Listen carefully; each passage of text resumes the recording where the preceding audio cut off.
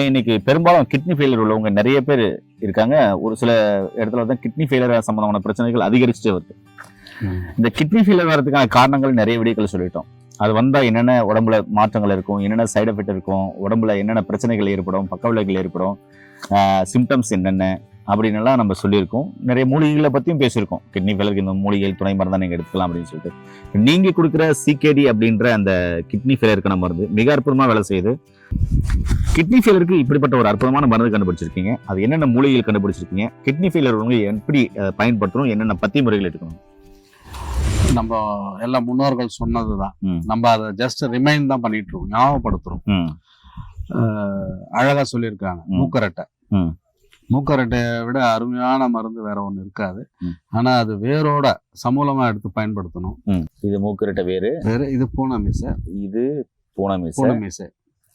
பூனமீசையும் பாத்தீங்கன்னா ரொம்ப அருமையான ஒரு மருத்துவ குணம் உள்ள ஒரு இது. சிறுநீரகத்துக்கு ரத்தத்தை சுத்தம் பண்ணும். உப்போட அளவை வந்து அதிகப்படியா குறைக்கும். இன்னும் நிறைய சொல்லிட்டு போலாம் அந்த பூனமீசையை பத்தி.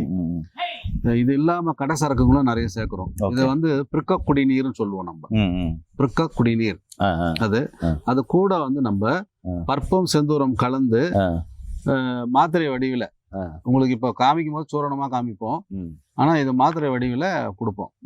பற்பம் செந்தூரம் எல்லாம் கலந்து மாத்திரை வடிவில் கொடுக்குறீங்க. மாத்திரை வடிவில கொடுப்போம். ஓகே.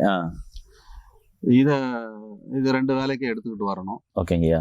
அது வெறும் வயிற்றுல அந்த பிரிக்க குடிநீர் கஷாயத்தை வெறும் வயிற்றுல 2 வேளை, காலை மாலை வெறும் வயிற்றுல எடுக்கணும். இது உணவுக்கு பின் காலை மாலை 2 வேளை மாத்திரை வடிவில் கொடுக்குறோம், அது எடுத்துக்கோங்க. ஓகேங்கய்யா. இதுக்கு பத்திய முறை அப்படின்னு சொன்னோம்னா நம்ம ஆல்ரெடி நிறைய வீடியோவில் போட்டிருக்கோம். இருந்தாலும் திரும்பவும் அது எல்லாருக்கும் ஞாபகப்படுத்த விரும்புகிறேன்.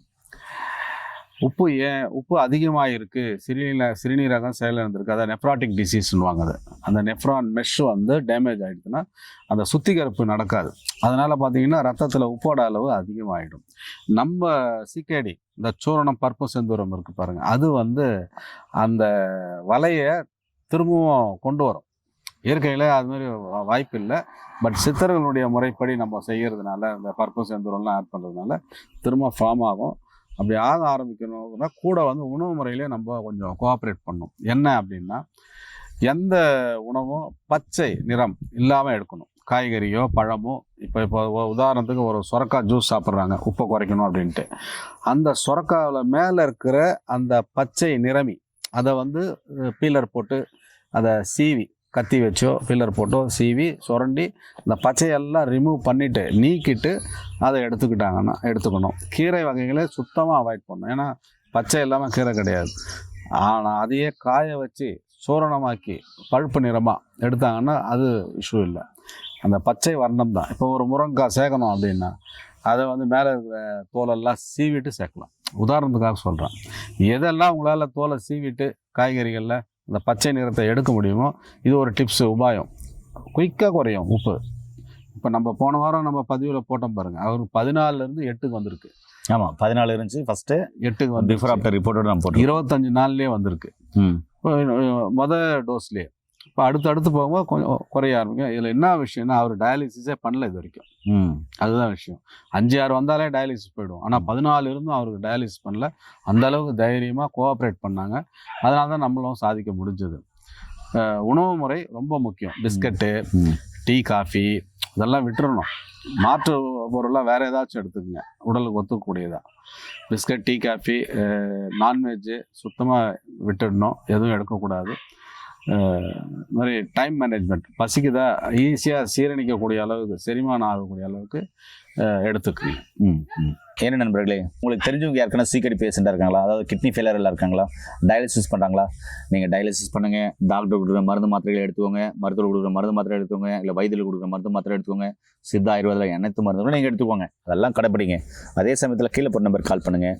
படித்து பட்டதாரி மருத்துவ மூலமாக இங்கே கொடுக்குற இயற்கையான மூலிகையிலிருந்து தயாரிக்கப்பட்ட இந்த சித்த மருந்துகளை எடுத்துகிட்டு நோய் நொடி இல்லாமல் ஆரோக்கியமாக வளங்க. நிச்சயமாகவே ஐயா சொன்ன மாதிரி கிட்னியை வந்து திரும்பவும் புதுப்பிக்க முடியும். அப்படிப்பட்ட மருந்துகள் பார்த்தீங்கன்னா சித்த மருத்துவத்தில் இருக்குது. இங்கே நீங்கள் பார்த்தது 2 மூலிகைகள் தான். ஆனால் அது இல்லாமல் நிறைய மூலிகைகள், பற்பம் செந்தூரங்கள் நுணுக்கமாக சேர்த்தப்படுது. அதனால் கிட்னியில் இருக்கிற நெஃப்ரான்கள் திரும்பவும் புதுப்பிக்க முடியுமானா நிச்சயமாக முடியும். அதுக்கான சாத்தியக்கூறுகள் அதிகமாக இருக்குது. சித்தர்கள் சாதிச்சிருக்காங்க. அப்படிப்பட்ட மருந்துகளை தான் ரொம்ப நுணுக்கமாகவும் தெளிவாகவும் இங்கே செஞ்சு மக்களுக்கு சைடு எஃபெக்ட் இல்லாமல் கொடுக்குறாங்க. ஏன்னா கிட்னி வடிகட்டணும் அப்படின்னா அதில் முழுக்க பார்த்தீங்கன்னாக்கா ரொம்ப அற்புதமான மருந்துகளாக இருக்கணும். கொஞ்சம் சைடு எஃபெக்ட் இருந்தால் கூட பார்த்தீங்கன்னாக்கா கிட்னி டேமேஜ் ஆகிறதுக்கு ஆரம்பிக்கும். அப்படிப்பட்ட கிட்னியவே சரி பண்ணக்கூடிய மருந்துகள் இருக்குது அப்படின்னு சொன்னால், அந்த செல்களையே புதுப்பிக்கக்கூடிய மருந்துகள் இருக்குன்னு சொன்னால் சித்த மருத்துவத்தில் கண்டிப்பாக இருக்கு. மீண்டும் இன்னொரு அருமையான பதிவு சந்திக்கலாம். நன்றி, வணக்கம். வணக்கம் ஐயா. வணக்கம் ஐயா.